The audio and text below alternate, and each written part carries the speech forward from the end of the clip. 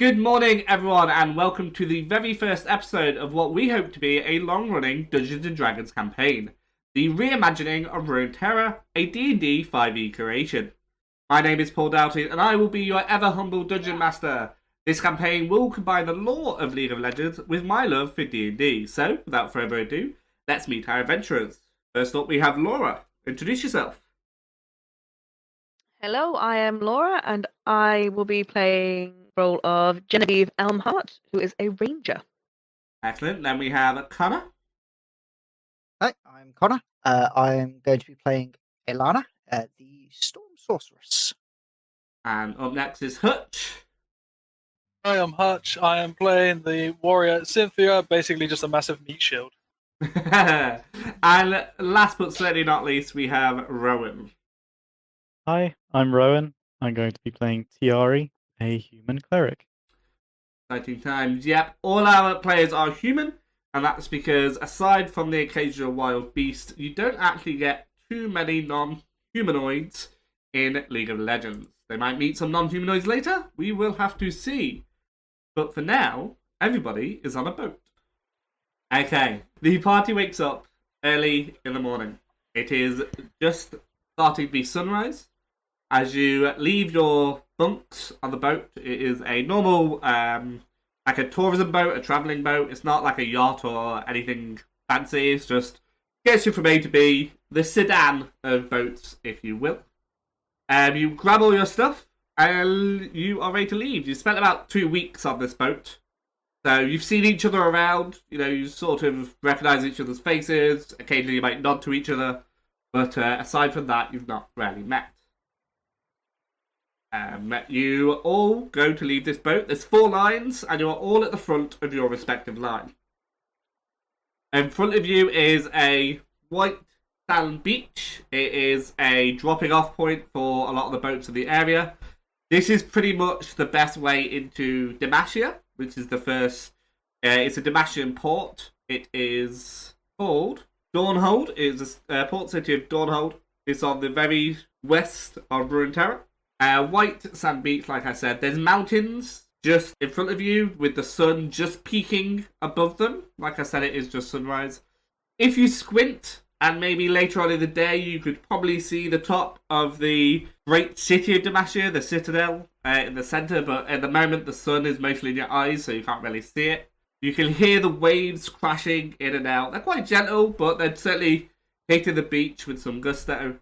And you can taste the salt in the air as you step off the boat. You are all ushered to one side. The captain or the welcomer effectively tells you to wait your turn before you head into the city. At this point, everybody has stepped off the boat. The boat is pretty much empty. There's a large crowd of about 20 or so people all waiting. You 4 are grouped together. In the back of you is the water. The tide is coming in, but it is very slow. So the water is getting closer to your feet, but you're not quite yet getting wet. You're definitely standing on sand. To the far right of you, there is 4 or 5 what you recognise to be Demacian Vanguard. You recognise these because of their white shining armour.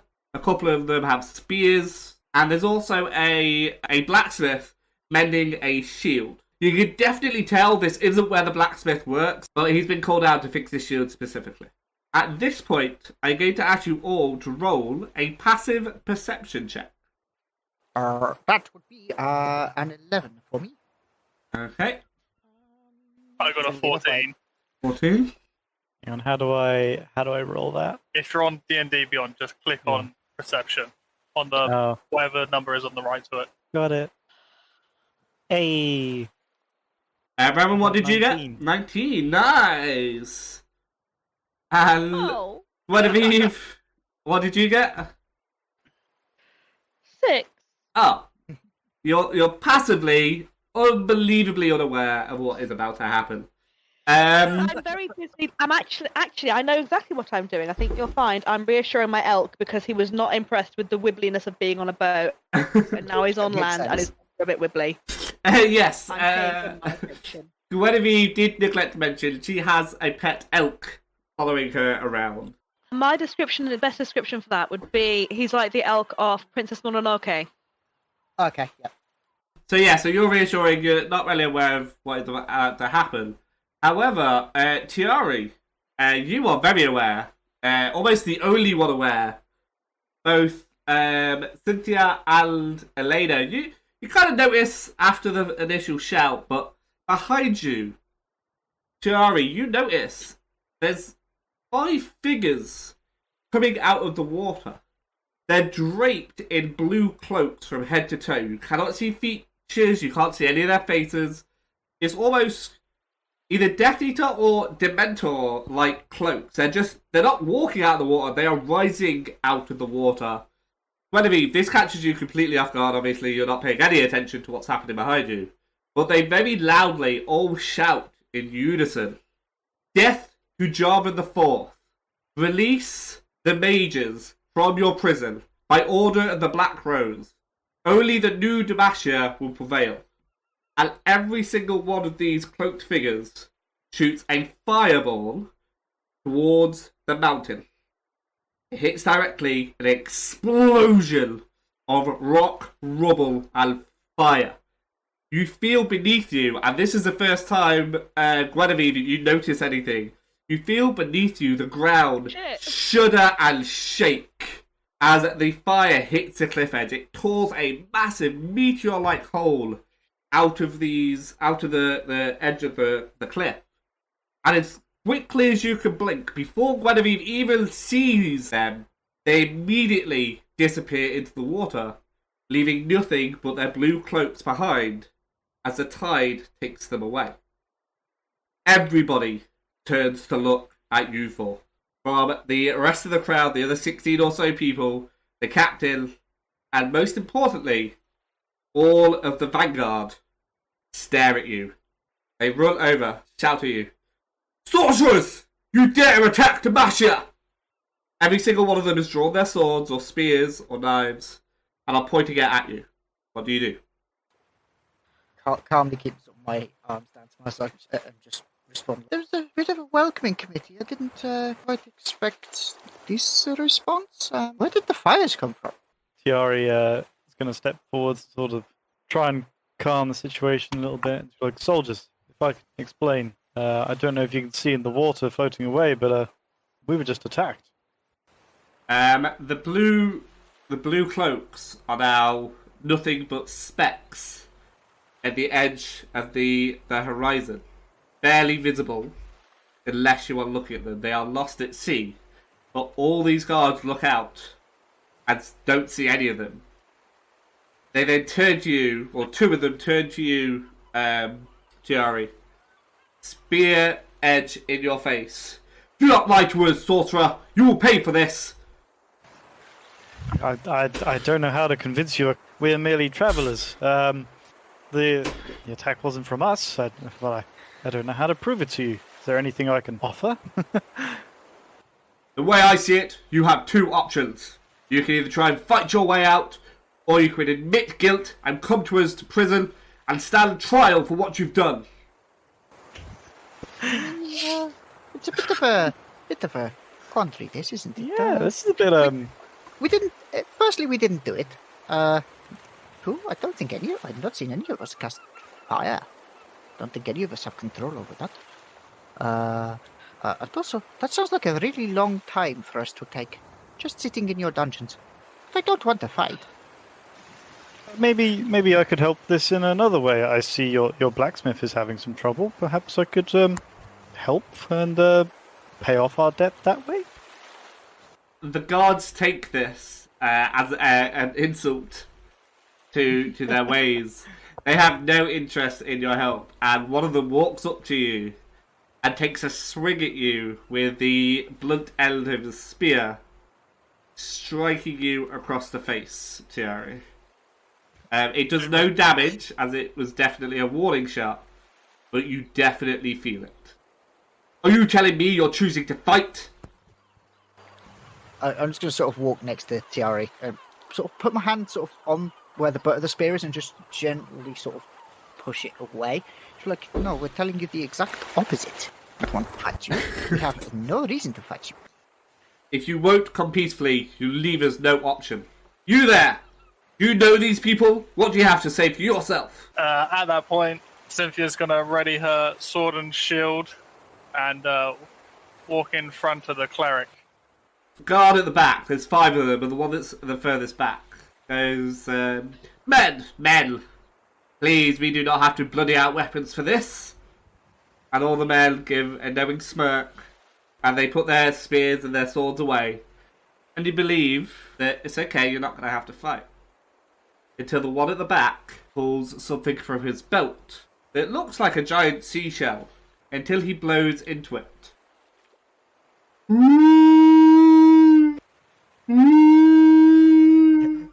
Meanwhile, I'm taking no notice of that, the actual what he's doing, but I'm just going to go, just sort of turn to the rest of the guards and go, see, even that man knows, we don't need to fight, we can talk this out. Genevieve's been paying minimal attention. Really keen on knowing what kind of shell that is, because that's just the colour on that. Is it a conch shell, do you think? It's just that pink is just the right shade. I really must get a drawing of that later. Suddenly, what little sunlight was hitting you turns to shade. And once again, the thundering force. A very large, very white, rock-like creature stands before you. This creature is nothing like any of you have ever seen. It is 150 feet tall. Hello. It seems a shame that I'm going to have to ruin this place. Are there sorcerers nearby? He looks down at the men. I'm just going to, look, do that thing where you're looking at somebody significantly taller than you, where you keep leaning backwards. Yeah. Watch, I'm looking, well, apparently we're being blamed for doing sorcery and doing magic. One of the men shout up, very loudly, because, this dude is 150 feet tall. Galio! Sort these sorcerers out! They refuse to come willingly! What say you now, sorcerers? Do you still want to fight? I was just sort of turn to the rest of the group and go, I think this guy really needs to go and take his anger out on something. Like, Yeah, he's this is thinking we want to definitely fight. this is definitely a different welcome than I was expecting on this. I don't beach, think we but, ever agreed to fight. Yeah. No. I am 100% not a sorcerer. Well, that seems very unlikely, the giant Galio says. Does that mean you're coming willingly then? I mean, Well, it But looks like we've why? been caught up in something, and I don't know if we've got much of a choice here, really. Excellent decision. probably not. Although you did, I'm going to turn to Larry. Didn't you say there was something out in the ocean? All I saw was the mountain explode. Yes, I mean, I thought everybody saw it, but yeah, like a bunch of guys in robes came out of the ocean and cast magic. Surely these are the sorcerers you're after, right? We're just here to on a boat trip. Literally just got off the boat. I was just talking to my elk and we were chatting and then the ground was shaking and it all went very strange. And now everyone's shouting at us. Also, if we were sorcerers, do you think we would be standing here talking? I think they made their point very clear with the fire and the explosion that they'd have probably started the fight rather than, have a chat. Well, that's a fair argument, to be honest with you, but you'll have to tell it to the Mage Seekers now. We're just doing our job. And he uses his spear to point the upper path.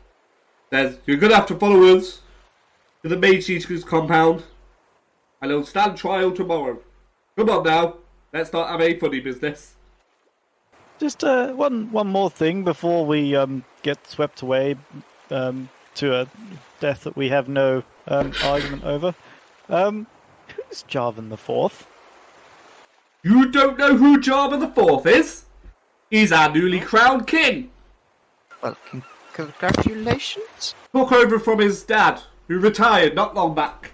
Only been king for about 6 months, but he seems to know what he's doing. This whole These, time, Super is just going to be staring up at Galio just in amazement. You can look at, you're looking up at Galio and he almost seems bored now. He's like, I've been summoned, what do I do? I'm not attacking these things, No smash. yeah, come on, this is a blatant abuse of power here, I'm supposed to be for important things. You're just looking around at, over the ocean, oh, it's nice, isn't it? Oh. Yes, okay. I should come down to the beach more. Yeah, yeah, precisely. Genevieve, seeming to not really grasp the desperation of the situation, looks up at the enormous Galio and calls out to him, "Excuse me? Excuse me? Oh," wanting to get his attention. He looks down at you, very confused. No one's ever said hello to him before, or certainly not in a very long time. And very rarely do people accused of sorcery say hello to him. Like, "Oh, hello, little creature. How can I help you today, sorcerer?" What people may not have noticed, in a hurry, I've already pulled out my sketch pad and my charcoals. Right. Could you bend down so I could get a sketch of your face? Because I've never seen anything like you before, and I need to just take a note because you're brilliant and big. At this point, all 5 guards are staring at you in bewilderment. What the fuck is she doing? Like, she's being arrested. Act appropriately. I mean, I'm just keen to draw things. We're definitely not sorcerers. I mean, look at you, you're brilliant. You would definitely be able to recognise a sorcerer. I mean, do I seem like one to you? Please, can you just bend down so I can just see the light properly? So as he bends down, his rear L actually hits the side of the cliff. He doesn't quite realise just how big he is and how little space there is. So he bends down and Galio's buttocks hits the side of the cliff and causes another landslide. Not quite as big as a fireball one, but also quite substantial. And he stands up abruptly like, oops. So, in-game lore, Galio is thick. Yeah, obviously. Everybody knows this. I'm afraid, little one, this might not be the time for that. And with that, he flaps his wings once and reaches up and flies off to the sky. He hovers. He's still there watching over you. And the guard turns around and he grabs you, Genevieve, by the scruff of your neck and almost lifts you off your feet, because I believe you're quite a short lass, or this guard is significantly taller than you, and shoves you towards the path. Go on, guys, get the rest of you. My elk does not approve of this, and sort of offs into him with its sort of shoulders, like a bit of a "excuse me." All 5 guards run over to your elk and point very sharp objects at the elk. Just put me down, I'll sort him. He drops you down. Get your pest under control, sorcerer. I hurry over to my elk and try and give him a hug. Okay, right. Are you all now going to go willingly and follow these guards? I guess so. Okay, so it's about a 2-hour walk. It's actually up the side of a mountain. It's very high up. The steps coming up there are quite steep. They're uneven. They're jagged. You manage to make it up, but it does take you a while. There's a couple of slips and trips, but nothing of major concern for you. But as you go up at the bottom of these steps, and at convenient intervals where there's a bit more of a flat edge to this cliff, you do see some almost like campsites, some shed type areas where there's a couple of guards just standing, just chatting. Some are playing cards, some are playing chess. You see one playing what looks a lot like blackjack, but you're not really sure. There's more cards, there's lots of dice involved. It's a very confusing game there.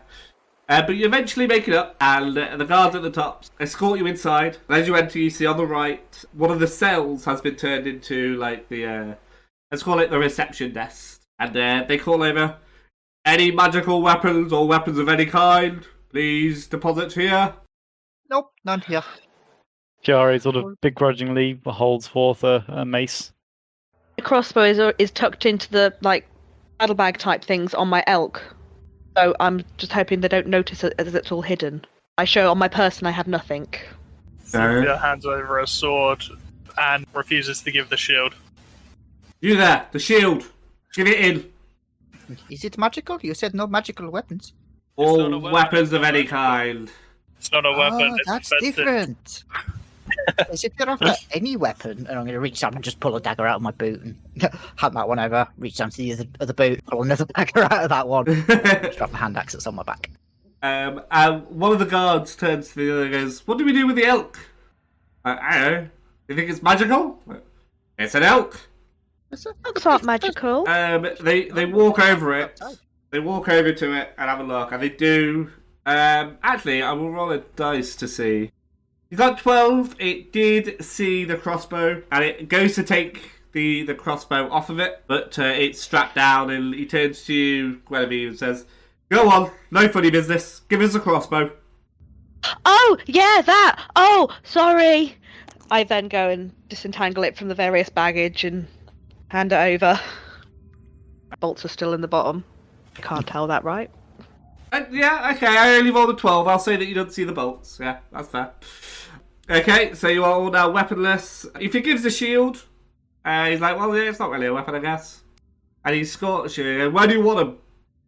One guard asked to the other one, look. Well, we're kind of full, to be honest with you. Why don't you go put him next to the Silas bloke? We can go home, right? We can go free. Shut up, you! You're never getting out of here now.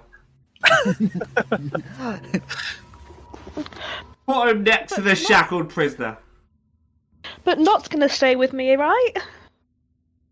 Yeah, I suppose you can take the help. He don't seem like any danger. Come on, Not. It's like, we can't put him next to the shackled prisoner. You know the rules. Like, well, the alternative is they go free. Do you want to explain to Garen why these sorcerers are free? No, I guess not. Okay, fine. We'll put him next to the shackled prisoner. And he points you down. You walk past a number of guards, and there's in each cell there is a very dishevelled person with raggy clothes, and every single one of them has shackles around their wrists. Now, these shackles are bright white shackles. They look almost like the stone at the cliff edge when you arrive at the beach. They are chained. Their hands are chained. They're all looking very weak, very hungry. Their hair is all an absolute mess. And on your left, you go past the prisoner who's got very long, dark hair, but doesn't look as weak as the others. He actually looks relatively toned for a prisoner. You know, you wouldn't say he was a weak person. He's definitely got some muscle there. And he also doesn't look as disheartened as the rest of them. He's sitting just staring at the floor, while the others were cowered in a corner or hiding away, wincing at the sound of oncoming guards. He's just sitting there, staring at the floor, not moving. And if anything, that's almost as unsettling as some of the others for you. Like, he shows no emotion as you walk past, whereas all the others were crying or looking on in fear. He shows nothing. You walk past, he looks up, stares each of you in the eyes, but is still emotionless. "In here now," God says, pointing to the cell just beyond the daunting prisoner that you just stared at. "And don't say a single word. We'll have your trial in the morning. If Jarvan 4 and Garen find you guilty, well, you're ours, aren't you?" You're all entered into the cell, and each one of you gets shackled, the same shackles that you see on all the others. White metal shackles, and all of you have your hands tied together. Not to each other, but tied together. And those of you who do have magic do suddenly feel that magic has gone. You definitely sense an emptiness inside of you. Those without magic, no difference whatsoever. Except your hands are slightly heavier now, but that's about it. The guards leave you after locking the door. The bars of the cell, so to speak, are made out of the same material that your shackles are. And he leaves you to sit. Like, stay there! Don't make a sound! And he walks back, and you hear mumble of chatting and guards saying hello, how was your weekend, that sort of thing. But inherently you are left alone in this cell. So, if I was to go up to the door, like, can we still walk around? Or Yeah, you can still walk around, yeah. There's a single bench in the middle of the cell, like directly in the middle. And that is pretty much it. There's no bed that you can see. There's no latrine of any kind. You have a singular bench directly in the middle of the floor. The cell itself, it's quite cramped because they are remarkably not used to having 4 people in one cell. This is definitely a 1 or even maybe a 2-person cell at best. But so with 4 of you, it is quite cramped in there. But you can still move around. An elk. Yeah. 4 of you and an elk. If I go to the door, or wherever the cell bars are, can I see up and down the corridor? You can. Your vision is limited, but yes, you can see through the bars, so to speak. Are there any guards nearby? There is a couple but most of the guards are at the entrance. There's one guard. He's on the outside of the entrance, and he may be the one that patrols the corridors, but there's no guards immediately next to you, so to speak. I'll just come back into the middle of the group then and sort of go. I'm going to stage whisper this because, but if we talk quietly, then we might be able to, at least find out who each other are. Yeah, it looks Also, like our. does anybody else our feel really fates- weird wearing this? Sort of gesturing yeah. at the shackles. They are really heavy. Yeah, that too. It definitely seems like our fates have become intertwined a little bit involuntarily. A little bit, yes. I mean, I've been in worse places, but usually not quite this desperate. They definitely don't seem to like us sorcerer types, hey? Are you actually a sorcerer? I wonder what their issue is. Yes, I might as well let you all know, seeing as we're in this together. A cleric, actually, but I can do some magic. Genevieve looks slightly worried now, like, oh shit, there actually is some magic around. I'll just sort of look at Tiari and she's like, well, at least that makes two of us. Face looks even more. Oh, this is a surprise. I mean, Okay. in for a copper, in for a gold, and all that, you know. Ooh. I can't control fire, but I can do mostly wind stuff. I do a bit of healing, bit of fire. Well, what are you going to do tomorrow then? If we're going to trial? Lie a lot. Yes. Oh, okay. I don't think I have much choice in this one. What about you? And pointing to the shielded human. You've been awfully quiet. Just trying to get the surroundings. While this conversation's happening, can I see if there's any cracks in the walls or anything on the floor? Yep, you absolutely can. Do a perception check. I'll save you the hassle. That definitely didn't find nothing. What did you roll? I rolled a 4. Yeah, no, you're absolutely right. You didn't find anything. But as you're looking around, tapping on each of the stones to see if there's, I have no idea, a secret exit or whatever you might find, as you tap the cell that is the wall that's joining yours and the shackled prisoner, as you know him as, he hears you banging on the wall and says, "You looking for a way out? I've been here for 5 years, not found a single way out yet. But of course, they've never put anyone next to me either." And you hear his voice move closer to the wall, effectively. It's he's by the bars and the wall, so he's at that corner that you can't quite see into your cage, but he's distinctly closer to you. Yeah, out of interest, prisoner, why is it that they keep you separate? Ha! They don't trust me. Might have been the rebellion I tried to make. Just for the record, you don't have to whisper. The guards don't give a damn if we really speak to each other. They think they're impervious with their shackles made of Duran steel. Filthy hypocrites. Is that what this stuff is? Yeah, it absorbs our magic. See? Have you seen that giant statue? Yes, I think that. I'm assuming you mean the really tall thing. Yeah, Galileo. Made by the same stuff. Duran, steel, and stone. I have no idea its true power. If these stop us using magic, and he is made of it, surely that makes him either completely not magical or magical. So either way, they don't like it? That Galileo is the most magical thing in all of Runeterra. They just don't care because under their will, Damacians are all the same. Heartless bastards. Most governments are. I like you, yes. Named Silas, by the way. Pleasure, Silas. I'm Milana. And the rest of you? For those listening and for those playing, no, Silas does not sound anything like this, but he does now. Because that's the voice I decided in the spur of the moment. By the way, do you really want to wait to see your fate tomorrow? Not really. It sounds like it's going to be one of those trials that are trials in name only. Yeah. But Having avoided it even if myself, I'd like to not be at it. But even if you're not a sorcerer, because I'm really, really not. Oh.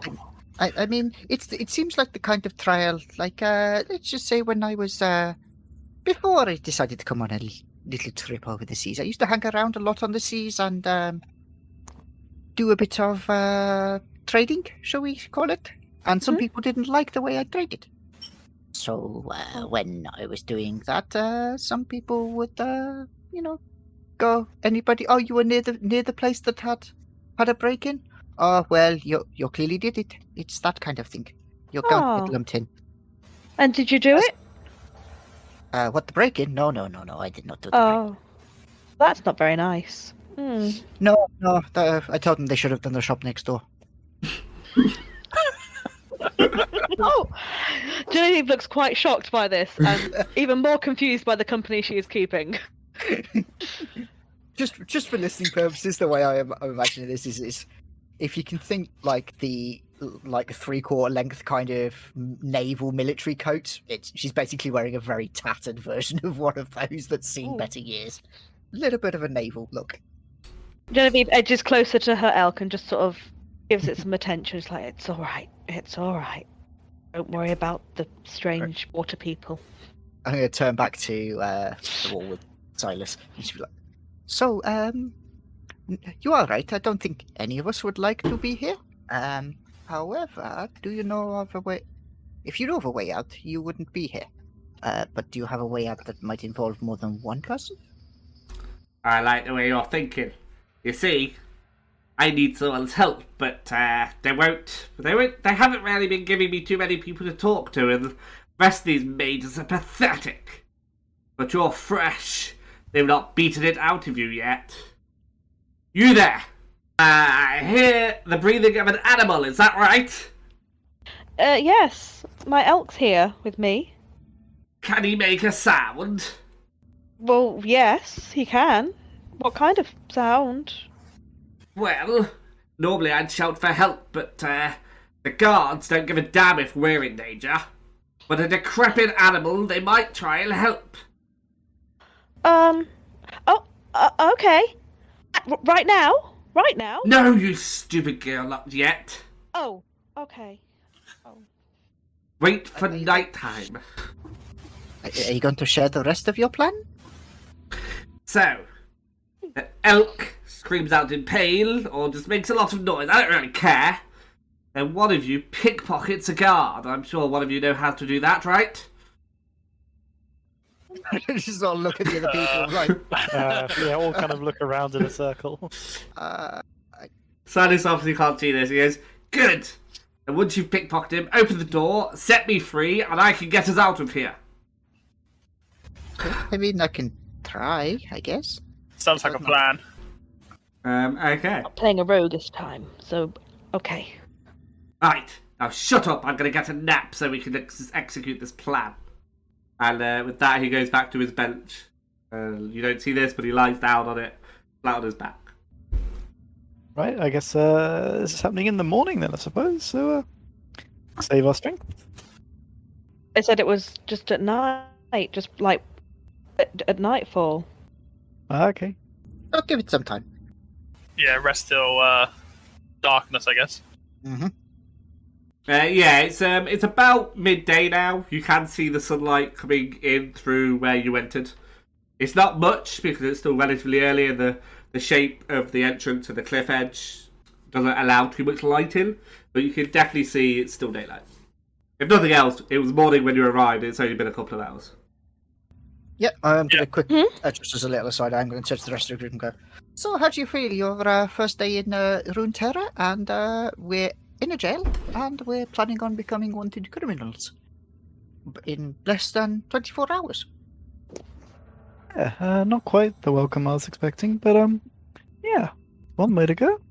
I suppose we don't really have a choice. It's either become criminals or just die for something we didn't do. I'd much rather I did do it. Yeah, we'll get out one way or another. Well, we can't stay in here, so... Yeah, I mean, I think once we're out, we're better off sticking together for a bit, at the very least. You know, if we They're probably going to be searching for the criminals that escaped the jail. So yeah, I think together we have a better chance of Strength in numbers. I'm going to whisper this bit though, mostly so Silas doesn't overhear it, and just be like, I think he might be a priority. So if all five of us get out, but then us four split off from him, he can be the big distraction. They say he said he started the rebellion. Then I think we can use him as a look. I'm over here while we go off somewhere else. Makes sense. Yeah, Honestly, I don't know plans how change. much I trust this guy. But yeah, we'll I trust him about as far as some of the captains I've served under. So about as far as a gangplank. if he gets us out, then that's his use served. Also, I don't get inspiration for the League of Legends reference. You do not. That's worth a try. It was. Okay, so unless there's anything else you guys want to chat about, we'll skip forward a few hours. Okay, so while you're all taking a break, we will take a quick 5-minute break, or 13-minute break to be precise. If we all come back at what is 7:30, I want to go grab a drink, and then you guys can do the same. So be back at 7:30 sharpish, and we'll see if you're able to escape. Right. While they are taking a break, I would just like to give a big shout out to the people over at Dorans and Dragons. Dorans and Dragons is a YouTube channel dedicated to building your favourite League of Legends champions as playable characters in the world of D&D. They've helped me to no end on this campaign, creating Galio and Silas and a bunch of other champions, all of which I do indeed plan to use. They've also got some amazing homebrew content to check out as well. The links to their website and their YouTube channel will be in the description of this episode. And if you are as in awe of them as I am, their Patreon link will be there too, where for just over £10 a month, you get to choose which champion they create in their next video, along with a whole host of other benefits. Thank you, and we'll be back very shortly. Okay, welcome back. Before the break, our campaigners, our adventurers, had just been arrested within a few minutes of entering Demacia, basically entering Runeterra, and have now been escorted to a Mage Seeker's prison, where they met a fellow inmate, Silas, who has requested their help for lack of a better word, a prison break. Their plan is to get Guinevere's elk to whine in pain or in distress, and when one of the guards come over, the prisoners are going to pickpocket them. Okay, so it is now night time. Hey you! You hear Silas shout over to your cell. Anytime you want to start making that elk make some sounds, get ready! In response, I'm going to flick the elk.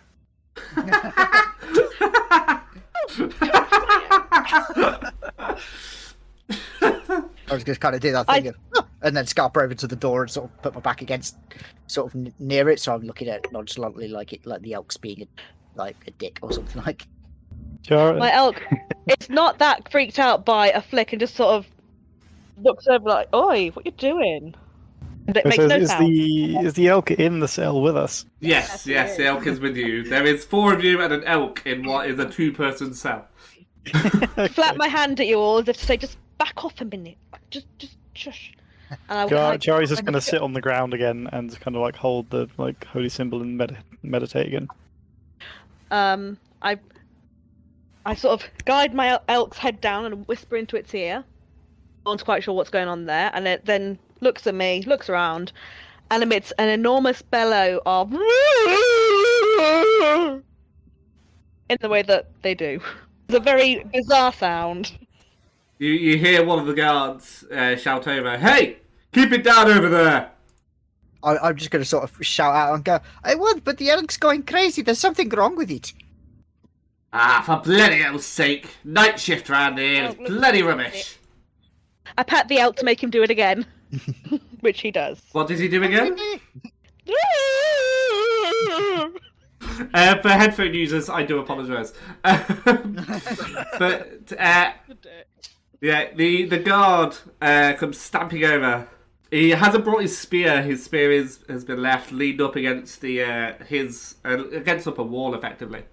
And he comes over, starts banging on the bars. Get that elk to shut up! As if it's rehearsed, I pat the elk on the shoulder. I'm trying to calm him down, but the elk understands this to mean bang your horns against the bars. Generally look a bit like freaked out by something. I don't know what's wrong! He's not normally like this! I think maybe we should put the elk outside. Ah, for Christ's sake. This is what I get for insulting Garen's new missus, isn't it? Night shift at the Maysheeker's prison. He goes to reach for his key on his belt to unlock the prison. And all of a sudden, it appears Silas grab this man's head and smashes it against the cell bars. And the guard is unconscious. He grabs the key and unlocks your cell door. Well, that was unexpected, but thank you. Thanks. No, boys, I just needed a distraction. Bloody hell, though, you could have at least tried to pickpocket him. I was going to. I was trying to get him inside the cell first. Bloody hell, fine, whatever. And obviously all this commotion and banging and someone falling on the floor. Hey! Everyone! Help! The prisoner's out! That's our get out of here music. Silas, lead the way. You know this place. So the second guard by the entrance, shouting help, help, and two more following behind him, and the guards are there, and they're running towards you, swords in hand. Stand back, Silas says. I've got this. And even with the shackles, he stands up to full length, no longer hunched over. You saw before that he had muscles, but now you're really starting to see that this guy is quite a hench little person. Because he's quite short, he's only 5'6", I think. And he blasts a great beam of light shining straight forward through all three guards and out at the entrance/exit of the prison. It seems to go on forever. When the light disappears, your eyes are blinded by the sheer overwhelmingness. Bear in mind, it is nighttime, it's very dark, only a few torches, and suddenly a blinding light fills up this very small prison. The guards have all fell to the ground. Their eyes burned, their faces burned, and smoking a little bit. You can definitely see burn marks on the guards' faces. Can I go and loot one of the bodies? Yeah, sure. So you don't really. They don't have anything in their pockets. They have their sword with them, and they have a bit of armor, but that's about it. Oh, I'll take the sword. Okay. Let's turn to Silas, who I'm assuming he's still got the key, and go, could you get these shackles off? Because I'm definitely more useful without them on. Unfortunately, they don't really come off. This ain't the key for them. They're magically bounded to us. I will be able to get them off with a bit of work, but now isn't really the time. Come on, follow me. Bear in mind, he's still got his shackles on him. He's still shackled to himself. It's terrifying. Yeah, I guess ask questions later. Let's get out of here now. More running, less talking. Yeah, so he runs towards the exit and goes, "Follow me, this way." So Just following him at this point. yeah, Yeah. he nudges past Cynthia and goes, "Now's not the time. Come on, get your weapons from in there." And he points at the cell that is still open that has all your weapons, so you do get all your weapons back. Cynthia, the weapon you picked up was a very old and very rusted short sword. The weapon you now picked up from the cell is much better. Fine, I'll throw them. Yeah. And as you get to the top, you peer down. It is shockingly high. It's higher than you remember climbing the day before, or the morning before. And you see there's about 50 guards coming up the stairs. Damn it! I'm guessing using a blinding light spell out of the entrance to a prison might not have been my best idea yet. Come on. Probably not. I know another way. And he turns round, bashes through the group. Not even gently, like, just proper plunges his way through you. And starts running to the rear end of the prison. This prison was made 500 years ago by the first Jarvan. They're run down, but there's a secret exit round the back that no one really knows about. So he's now walking at quite a fast pace. I was just going, we should have gone for that one first, rather than, towards the blinding light. Yeah, well, you'll soon realise why we didn't. And he goes to the back of the cell, which is where you see the large room. It's like a very large room, and around the edge of it, on the floor, is a little crevice. And you realise this is where the latrine is. This is where all the prisoners do their business. The stench is astonishing. It reeks. I'm worried about my elk making it through this. Not gonna lie, I was just thinking that. This is going to be interesting. It's a large enough room. The elk is fine moving around. It doesn't like the smell and it shakes its head at it. Okay. Silas turns to you and is like, yeah, don't worry, you get used to the smell after a while. But I don't plan for you guys to be here that long. If you were to roll at any point, you would get disadvantage of any form of perception because the stench is making your eyes water with how horrid it is. This isn't light a candle, this is light a goddamn bonfire. Nice. Yeah, well, they have no reason to clean it out, they're prisoners. Who cares if their lives are good or bad? Like, the mages, they're filthy scum, and that is the living state that the Damascus expect these mages to live in. Silas starts hammering against the wall with his shoulder, and he turns to you for, which one of you's strongest? I'm going to step forward. Use the butt end of that sword. Get this wall down. It's hollow behind it. I know it is.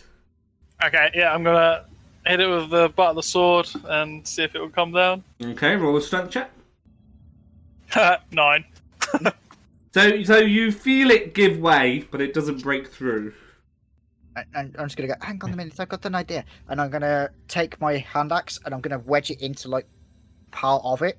So it's kind of stuck, but then twist it slightly so it's acting as a lever.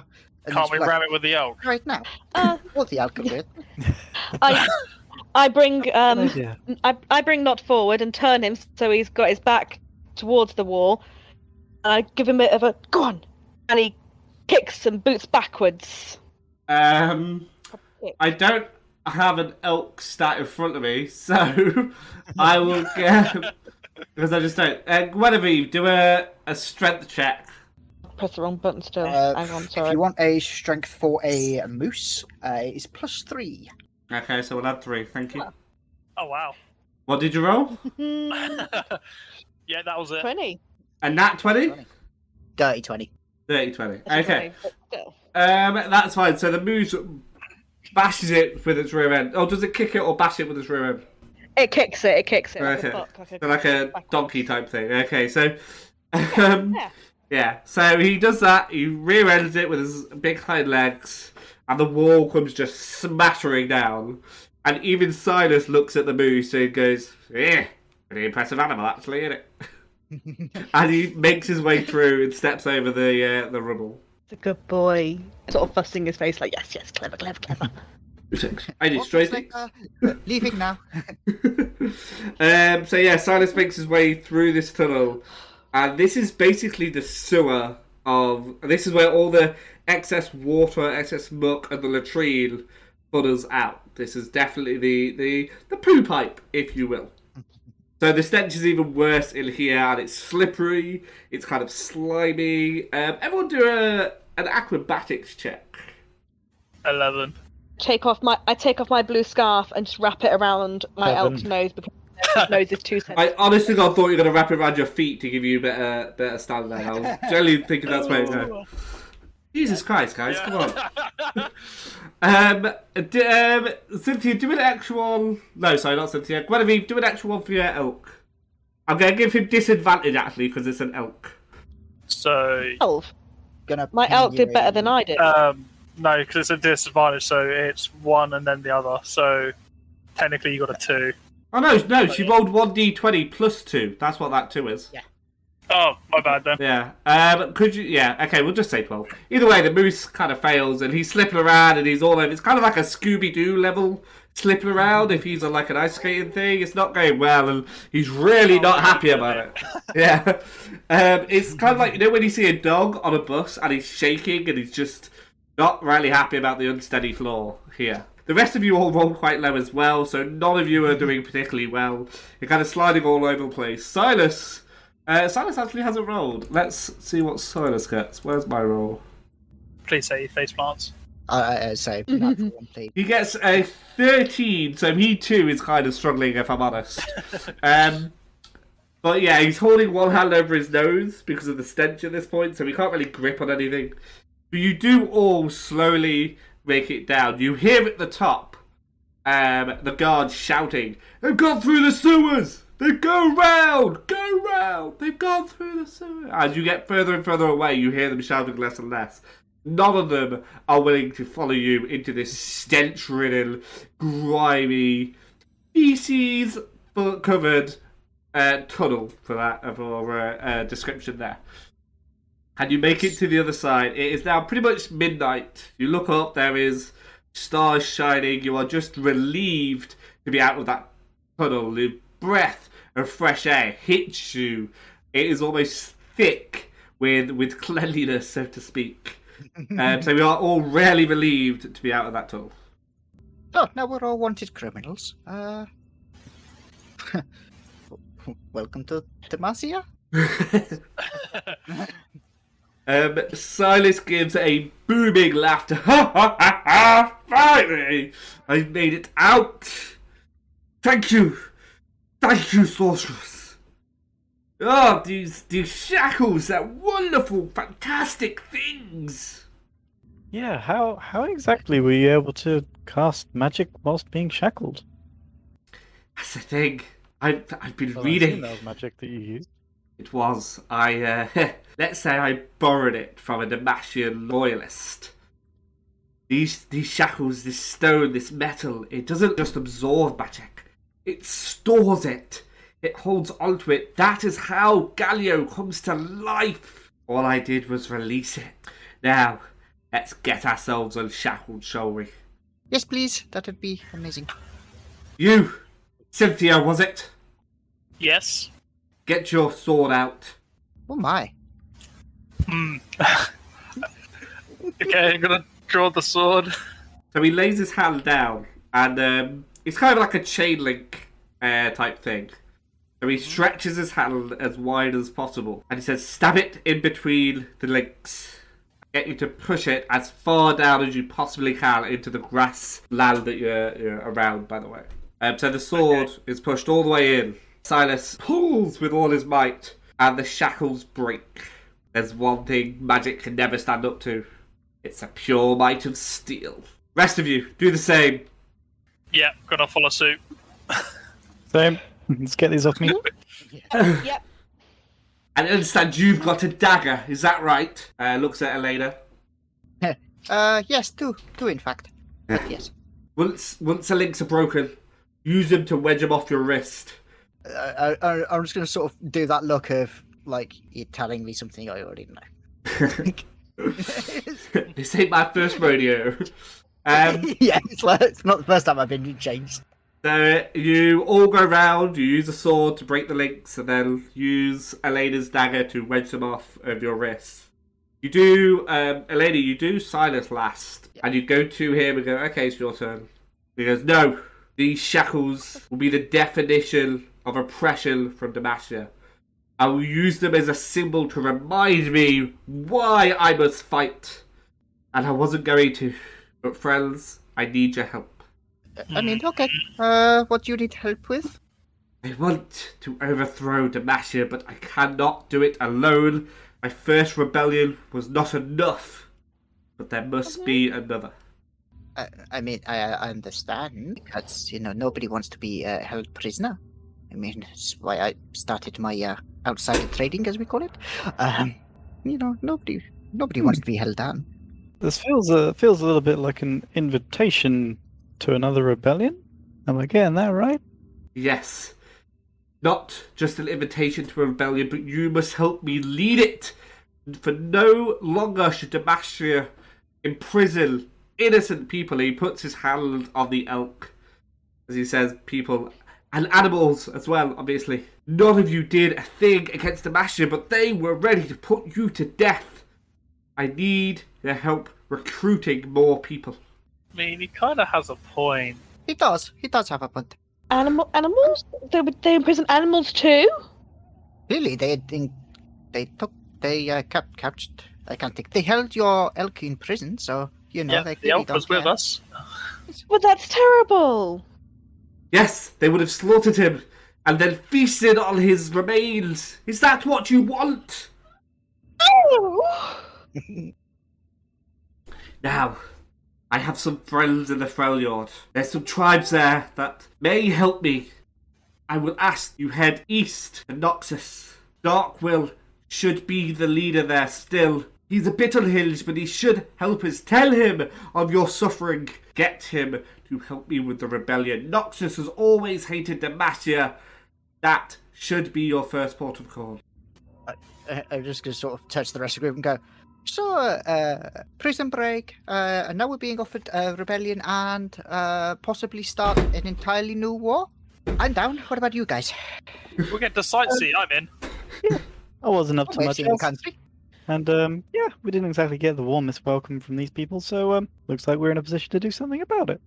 Thank you. And he takes each one of your hands, and you all feel a little bit of static as he touches each one of you.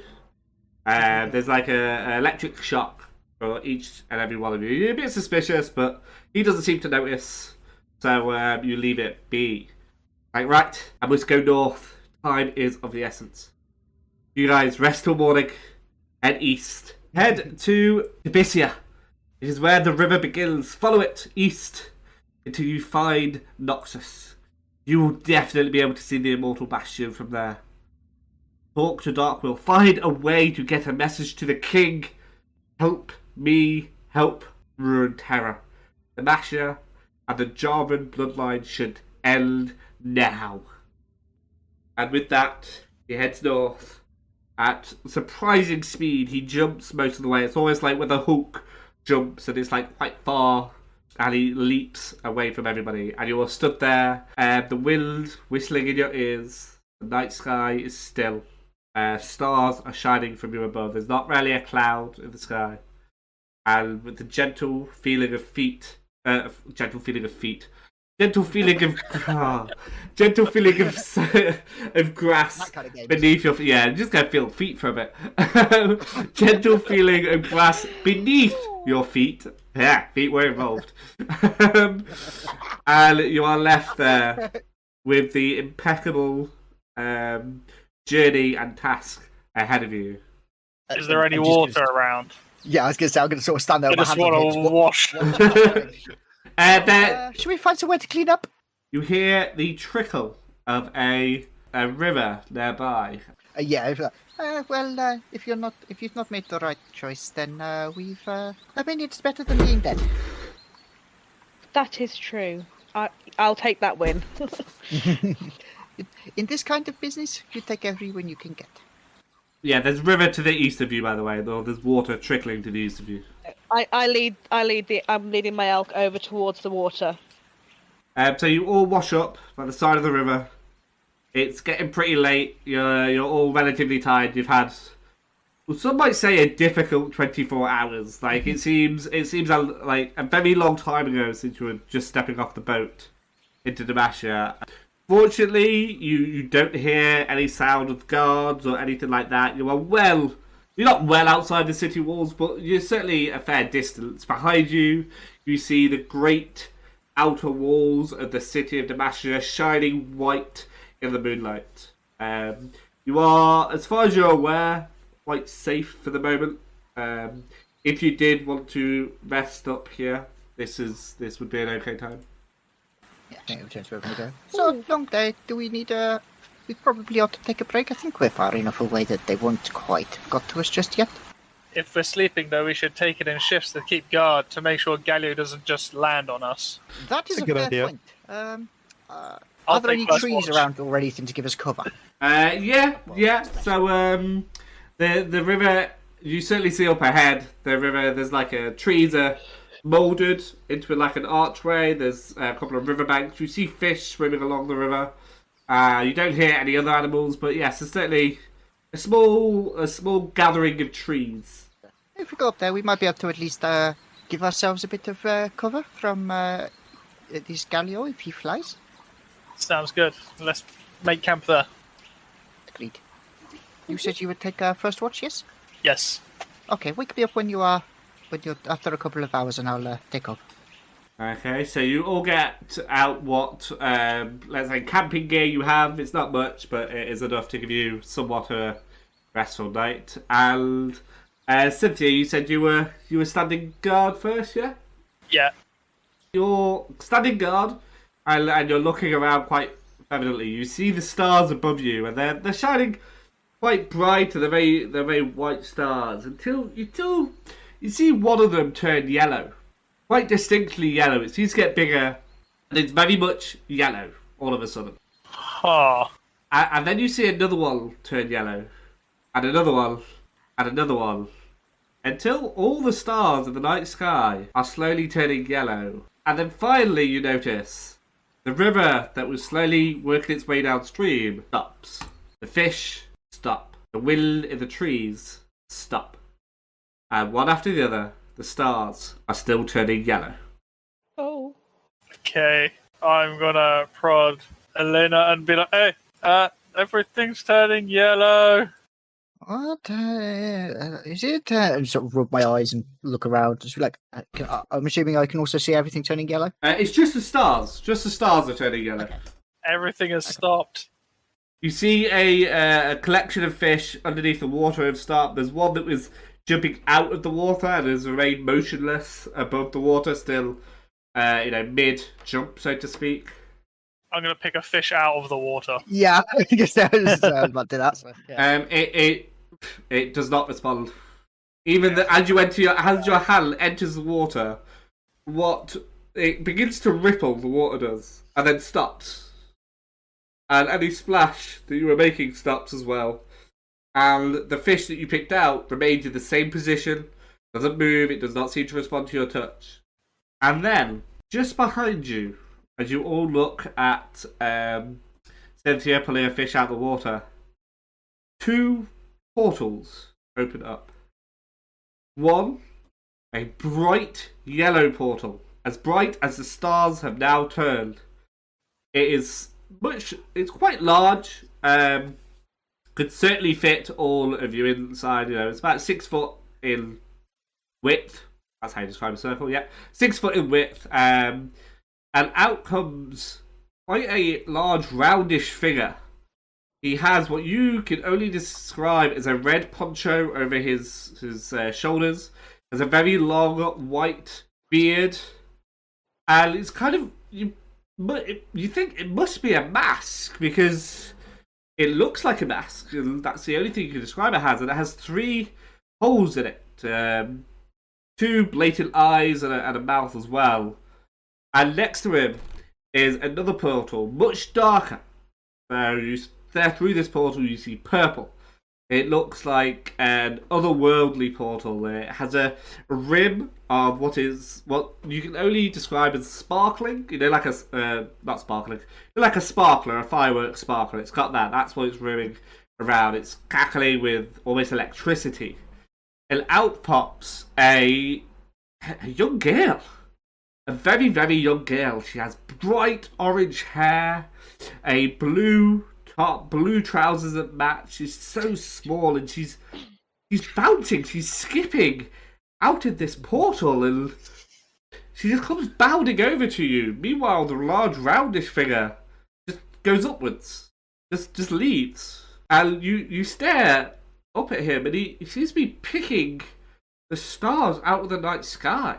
He's just reaching up, and it's almost like a visual illusion, but you're almost certainly, yeah, no, he's definitely picking the stars out of the night sky.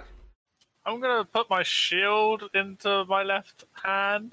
Yeah, just stand behind you and just be battle ready. It's like, hello. Tiari These is gonna, bright portals been bright enough to wake us up. Yeah, you haven't woken anybody else up yet, by the way. It's just you to awake. Yeah.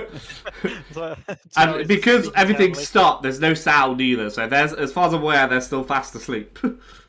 If I can get near enough to one of them, or like kick them awake. Yeah, absolutely, yeah.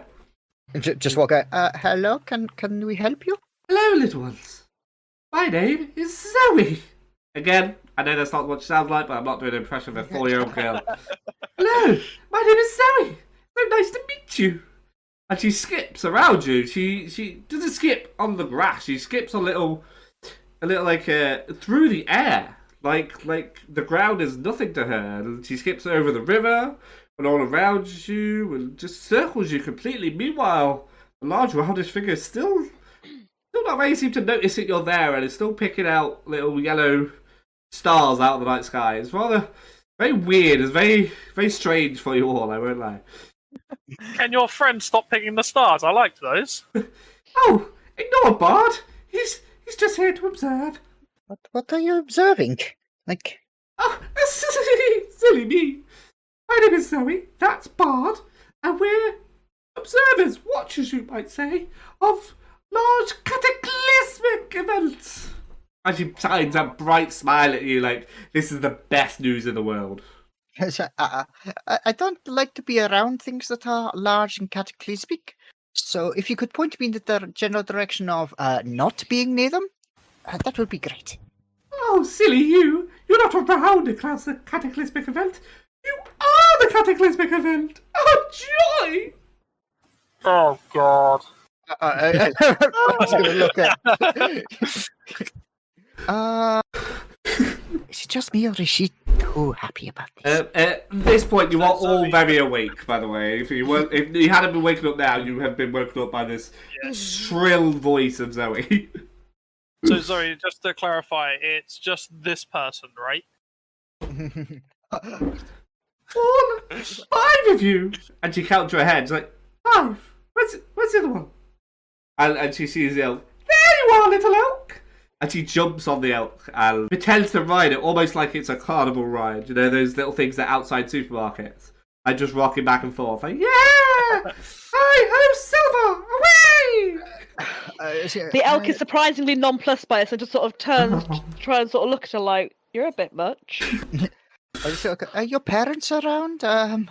Like, should we take you somewhere safe? Parents, please, I was here at the beginning of time. I'm 1 billion years old, but no, focus, Zoe. You've been through this, you've had therapy, you know how to focus. Sounds like someone's had too many sweets. Right, now, where was it? Bard, get down here, Bard. Bard, could you come down here? And he slowly swims through the sky and just pops it down and goes. He lifts one hand and gives a nonplussed lazy wave. Are you looking after this little girl? Because he looks at Zoe slowly, shrugs his shoulder, and then looks down defeated. He doesn't look after me. In fact, we kind of rarely talk to each other anymore, but I do love him. And she pats Bard on the back, and he just looks defeated, like, no. So, we are both here to witness cataclysmic events, like I said. And you guys are the cataclysmic events. You are going to travel Runeterra, defeat the great evil, and then become ascended. Yay! That become what? Tiari, this is where your ears perk up. Yeah, so I kind of move forward and say, ascended? What exactly do you mean? She looks at you. Tiari, hello! Yes, ascended! You get to meet the doggo! The doggo? I assume you mean the dragon? Yes, the doggo, whatever you mortals call him. Yes, you know of him, you've had the dreams! I have many dreams. for all of my life, as far as I can remember. And you mean to tell me this is the cataclysmic event that you're talking about? Yes, that's right. And she sits down on an imaginary chair and crosses her legs like she is a female boss that is about to tell somebody off. She fidgets with non-existent glasses and goes, "Right, now, for the serious stuff, people, we must be serious. You guys have to travel to Noxus, is that right? That's where we're at right now, isn't it?"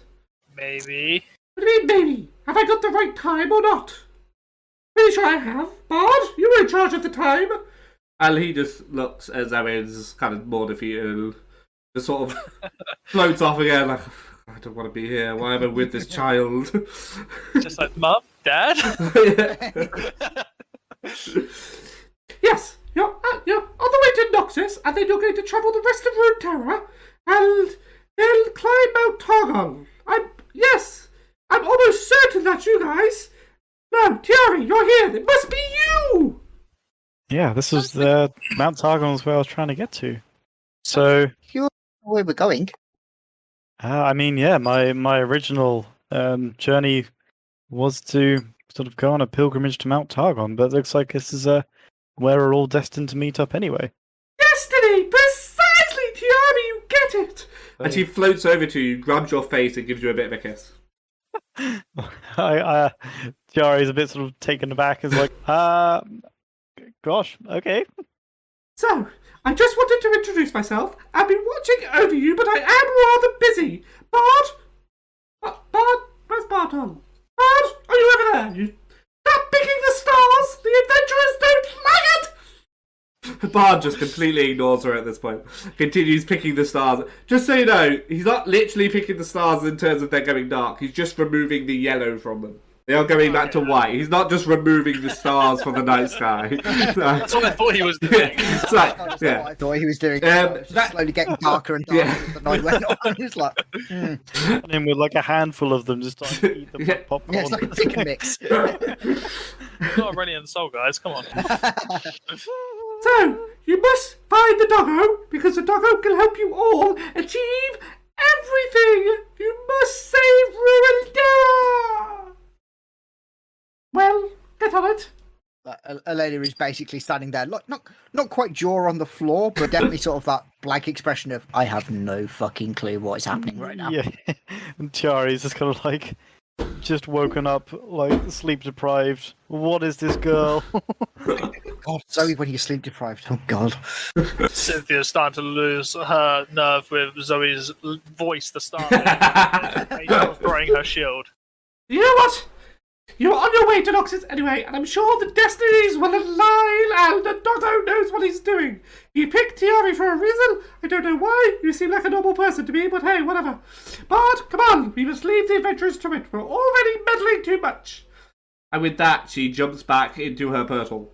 And Bard slowly floats down in front of you, looks at you, and for someone who only has 3 holes for expressions, he looks so apologetic to you.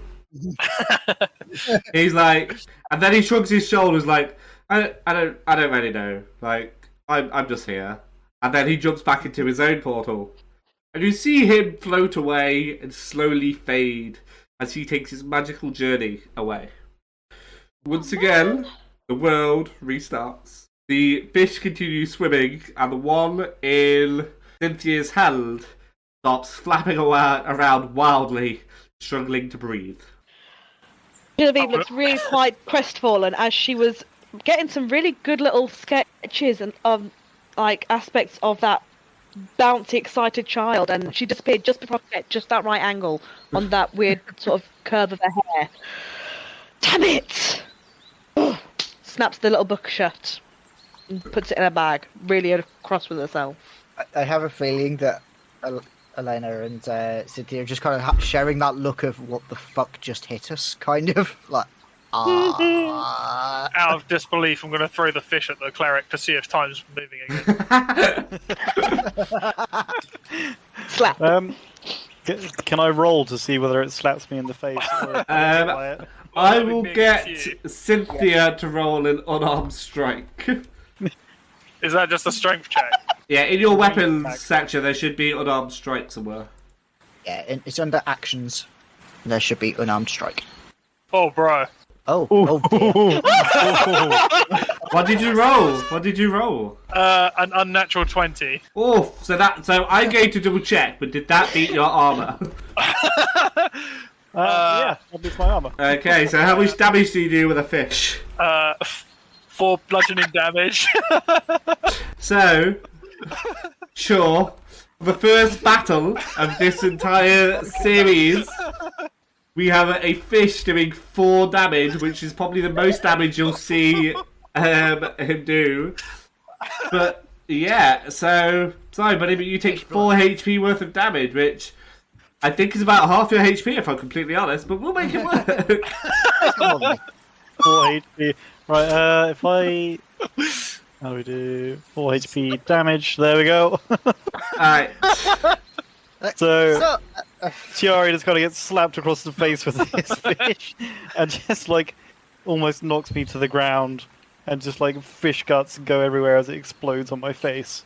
And I'm gonna turn to Elena and be like, oh, well, I guess it's your turn up now, right? I'm gonna get into bed. And on that bombshell, the fish slapping in someone in the face, we will call it there. There is another natural stopping point, but we do have a time limit on this for this evening. Sorry. It's alright, it's not your fault. It's a good place to start. This is where I plan to start the first session anyway. But yeah, there we have it, ladies and gentlemen. Our 4 adventurers have spent around 24 hours, maybe a bit less so far. They have been imprisoned. They have almost been executed. They have trudged their way through God knows how much bowel movements, so to speak. And they are now... Join your rebellion. Yeah, joined a rebellion, of all things. It's been a hell of a 24 hours, guys. And you've also met 2 celestial beings, which was fun, I think. I think you all enjoyed that.